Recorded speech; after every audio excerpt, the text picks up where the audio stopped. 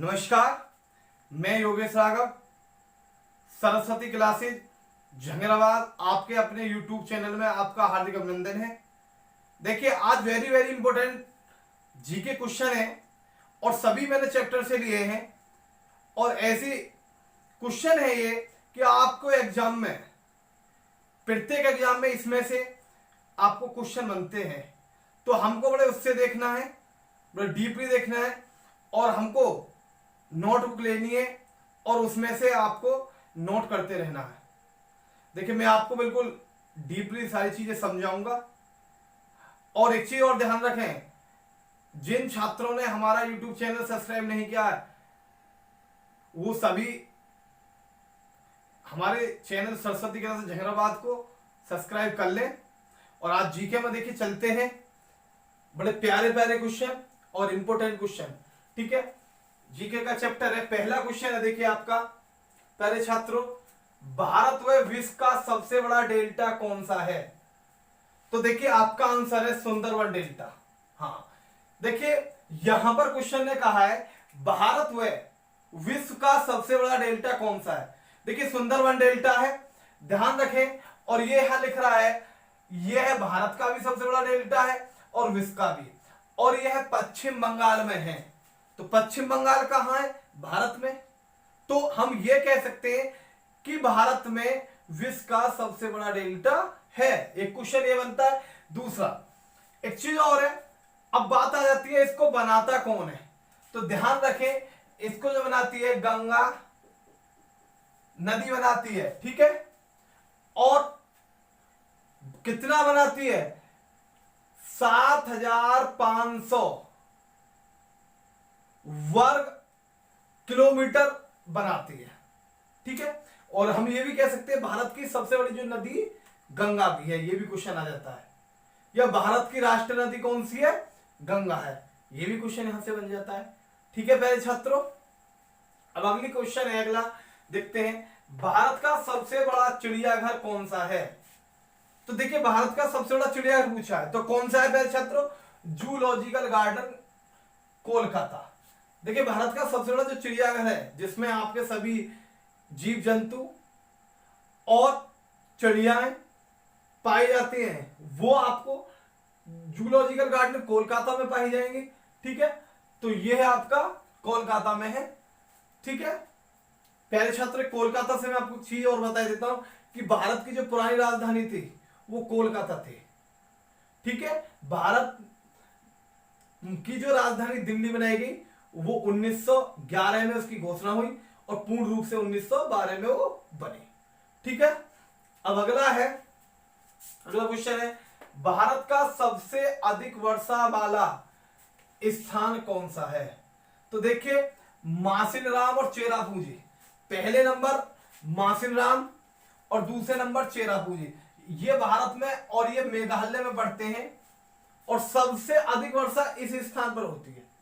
ठीक है प्यारे छात्रों, और कितनी होती है? 11,872 मिलीमीटर इसकी वर्षा होती है। ठीक है, अगला है भारत का, देखिए क्वेश्चन आपको 3-4 क्वेश्चन ऐसे बता रहा हूं जो आप अभी तक डिफरेंट नहीं समझ पाए होंगे कि इनमें अंतर क्या, लेकिन आज मैं पूरा समझा देता हूं।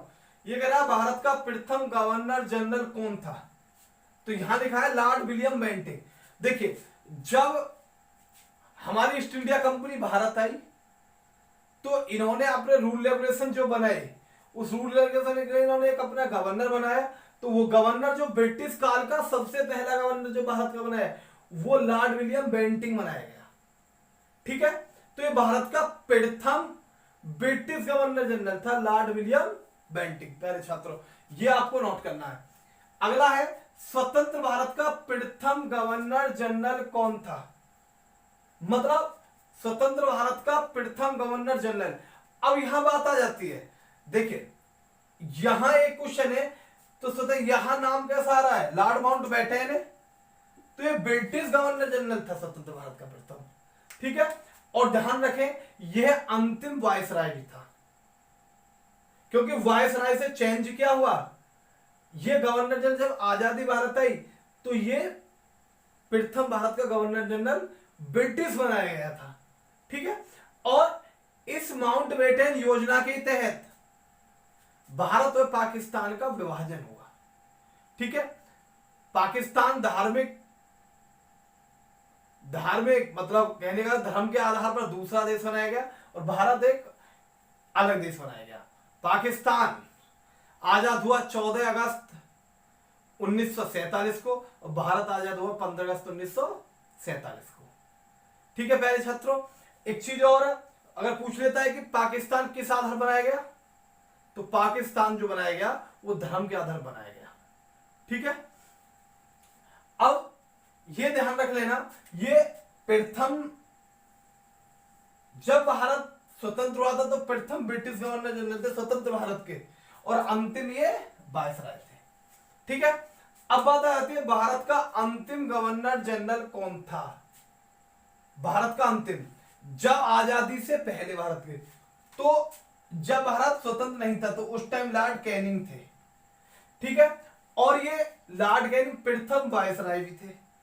ठीक है, अब इनके बाद लॉर्ड माउंटबेटन बने, लॉर्ड माउंटबेटन अंतिम वायसराय हो गए। ठीक है, तो फिर अच्छा तो समझ में आ गया होगा। अब स्वतंत्र भारत का प्रथम व अंतिम भारतीय गवर्नर जनरल कौन था।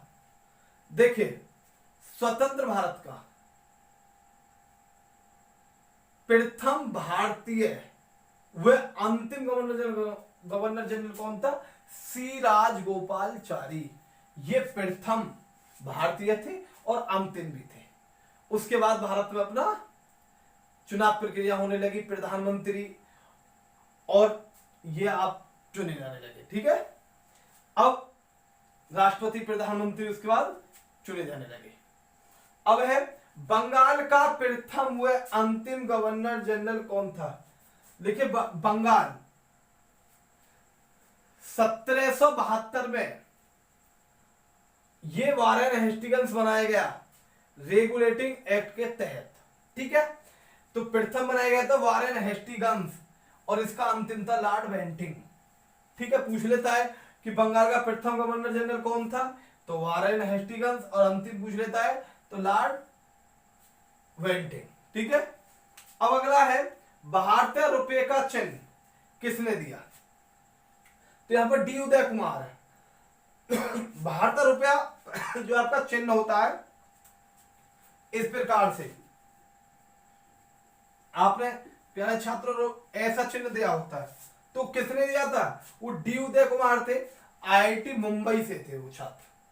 ठीक है, और वहां वित्त मंत्रालय ने एक खुली प्रतियोगिता कराई थी, जितने भी आईआईटी छात्र थे उनमें सब प्रतियोगिता में कहा गया कि ऐसा कौन सा छात्र जो भारतीय रुपये का चिन्ह देगा, तो वो किसने दिया था, डी उदय कुमार ने, जो आईआईटी मुंबई के छात्र थे। तो उन्होंने 2010 में इसको हमारा ये चिन्ह प्रमाणित किया गया और हमारे रुपयों पर छापा गया। ठीक है, शेयर बाजार को कौन नियंत्रित करता है, सेबी। सेबी क्या है, ये शेयर बाजार जो इसको नियंत्रित करती है, security exchange board of India. ठीक है, खनिज तेल व कोयला किन चट्टानों से निकाली जाती है। देखिए अवसादी चट्टानों से खनिज तेल और कोयला निकाला जाता है। विश्व में सर्वाधिक सहकारी संस्था किस देश में है, कहां है, तो कहां है, वो भारत में है। ठीक है, आपके ही देश में है। अगला है विश्व में सर्वाधिक युवा मतदाता किस देश में है। देखिए युवा मतदाता सबसे ज्यादा भारत में है, इसलिए भारत को युवाओं का देश कहा जाता है। ठीक है, मोदी जी की पहल है कि युवा को आगे लाते हैं, तो इसीलिए जो हमारे भारत में युवा मतदाता सबसे अधिक है। यह भी कहा जाता है कि युवाओं की संख्या सबसे अधिक भारत में और वृद्ध बड़े बूढ़ों की संख्या सबसे अधिक चीन में। ठीक है, इसीलिए भारत की जो सेना को भी युवा सेना के नाम से जानते हैं। ठीक है, आगे अगले क्वेश्चन देखते हैं। अब देखते हैं आपको इन क्वेश्चनों के लिए। ठीक है, तो देखिए इसमें कहा है दुनिया की छत व दुनिया का सबसे ऊंचा पठार कौन सा है। तो देखिए दुनिया की छत के नाम से दुनिया का सबसे ऊंचा पठार तिब्बत के पठार को कहा जाता है। ठीक है, अब इसको एक चीज और बता देता हूं, इसको हम पामीर का पठार भी कहते हैं। ठीक है, दुनिया के छत के नाम से पामीर का पठार या तिब्बत के पठार के नाम से जाना जाता है और ये सबसे ऊंचा पठार है। ठीक है, अब है विश्व का सबसे ठंडा स्थान कौन सा है? देखिए अंटार्कटिका का अनाम पठार है सबसे ठंडा।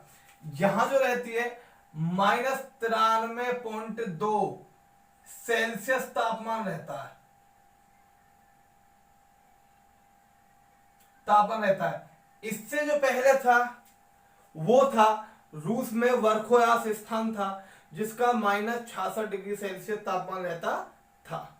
तो अब है अंटार्कटिका का अनाम पठार जिसका टेम्परेचर रहता है -93.2 डिग्री सेल्सियस। और दूसरे नंबर पर जो आता है इसका वर्खोयास रूस जिसका -66 डिग्री सेल्सियस तापमान रहता है। ठीक है प्यारे छात्रों, समझ में आ गया होगा। भारत व श्रीलंका को कौन सी जल संधि जोड़ती है? देखिए भारत व श्रीलंका को जो जल संधि जोड़ती है वो पाक जल संधि जोड़ती है। इसको पाक जल डमरू भी कह देते हैं। जो हमारे भारत जो बंगाल की खाड़ी है उसको और आपके श्रीलंका को जोड़ने का कार्य करता है। अब है सबसे छोटा व बड़ा फूल कौन सा है? देखिए सबसे छोटा फूल है गुल्फिया और सबसे बड़ा फूल है रेफलेसिया। ठीक है पहले छात्र समझ में आ गया होगा। अब अगला है भारत की प्रथम मिस वर्ल्ड कौन थी? देखिए मिस वर्ल्ड थी रीता फारिया जो 1966 में इन्होंने आपको भारत की प्रथम मिस वर्ल्ड बनी।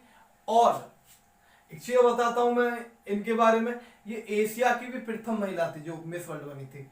ठीक है, एक चीज और है, ये इनका जन्म जो हुआ 1945 गोवा में हुआ। ठीक है, और इन्होंने मिस इंडिया भी जीता और मिस मुंबई भी ये जीती। अगला ये पेशे से डॉक्टर थे। ठीक है, पहले छत तो समझ में आ गया होगा। विश्व में चीनी का कटोरा, भारत की प्रथम मिस यूनिवर्स कौन थी? देखिए भारत की प्रथम जो मिस यूनिवर्स थी वो थी सुष्मिता सेन। ठीक है पहले छात्रों, अब है विश्व में चीनी का कटोरा किस देश को कहते हैं? चीनी का कटोरा कहते हैं क्यूबा को। ठीक है, वहां पर सबसे ज्यादा चीनी का उत्पादन होता है। और भारत में अगर कही जाए, भारत में किसे कहते हैं चीनी का कटोरा? तो उत्तर प्रदेश को। भारत में अगर चीनी कटोरा की बात कही जाए तो उत्तर प्रदेश को कहेंगे हम। ठीक है, उगते सूर्य व छिपते सूर्य व अर्धरात्रि के को देश किसे कहते हैं? ठीक है, कहने का मतलब उगते सूर्य का देश, छिपते सूर्य का देश, अर्धरात्रि सूर्य का देश किसे कहते हैं? देखिए सबसे पहले जो विश्व में सूर्य उगता है वो जापान में उगता है। ठीक है पहले छात्रों, छिपता है ब्रिटेन में। ठीक है, और जो आधी रात में दिखाई देता है वो दिखाई देता है नॉर्वे में। ठीक है, दोबारा बताता हूं, सबसे पहले जो उगते हुए सूर्य का देश है वो जापान है जो सबसे पहले उगता है। छिपते होकर जो छिपता है वो ब्रिटेन में छिपता है। और अर्धरात्रि जो आधी रात में सूर्य दिखाई देता है वो नॉर्वे में दिखाई देता है। ठीक है, अब बात आ जाती है भारत में सबसे पहले सूर्य कहां निकलता है? भारत में सबसे पहले सूर्य निकलता है अरुणाचल प्रदेश में। और भारत में छिपता कहां सबसे अंत में जाकर? वो छिपता है पहले छात्रों जगह गुजरात में। ठीक है, अब बात आ जाती है संसदीय व्यवस्था में भारत की नई देन क्या है? देखिए भारत ने जो दी है संसद व्यवस्था, 3 व्यवस्था है, प्रश्न काल, शून्य काल, उत्तर काल। ठीक है, तो उसमें जो भारत की देन है वो शून्य काल है। ठीक है, प्रश्न काल में प्रश्न पूछे जाएंगे, शून्य में आपको उसको चर्चा होगी और उत्तर काल में उसके उत्तर दिए जाएंगे। ठीक है, भारत के प्रथम अराजनीतिक राष्ट्रपति कौन थे?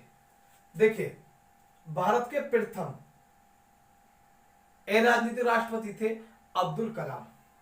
ठीक है प्यारे छात्रों, अब्दुल कलाम का पूरा नाम था अबुल पाकिर जैनुद्दीन अब्दुल कलाम। ठीक है, इनको मिसाइल मैन के नाम से भी जानते थे। मिसाइल मैन के नाम से जानते थे इन्हें। इन्होंने एक इनका विजन था इंडिया विजन 2020, वो इन्होंने चलाया। ठीक है, अब एक चीज और अगली पूछी जाती है इनको। अब अगला है कि इनकी पुस्तक कौन सी थी? विंग्स ऑफ फायर, इन्होंने अपनी पुस्तक लिखी। ठीक है, पहले छत तो अब्दुल कलाम। अब सिकंदर का गुरु कौन था? देखिए, सिकंदर का गुरु था अरस्तु, जो यूनान का दार्शनिक था। ठीक है, अगला है विजयनगर की स्थापना किसने की? देखिए, विजयनगर की स्थापना की है हरिहर एवं बुक्का ने, वो दो भाई थे, उन्होंने विजयनगर की स्थापना की थी। तंबाकू की खेती किसके शासनकाल में शुरू हुई? देखिए, तंबाकू की खेती जहांगीर के शासनकाल में शुरू हुई। ठीक है, और यह माना जाता है कि अकबर ने तंबाकू को भेंट किया गया था और इसने तंबाकू को पिया। और तंबाकू जो भारत में देन है वो पुर्तगालियों की देन माना जाता है। ठीक है, और एक चीज और है, विश्व में सर्वाधिक तंबाकू कि चीन पैदा भी करता है और पीता भी है। ठीक है, तो ये चीज मैंने आपको बता दी। और तंबाकू में निकोटीन नामक पदार्थ भी पाया जाता है। आज आपका जीके में आपको ये सारी चीजें देखनी है। और जिन छात्रों ने हमारा चैनल सब्सक्राइब नहीं किया वो चैनल सब्सक्राइब कर लें। आगे भी आपको अच्छे अच्छे क्वेश्चन हम कराते रहेंगे। ठीक है, आते हैं नई वीडियो के साथ।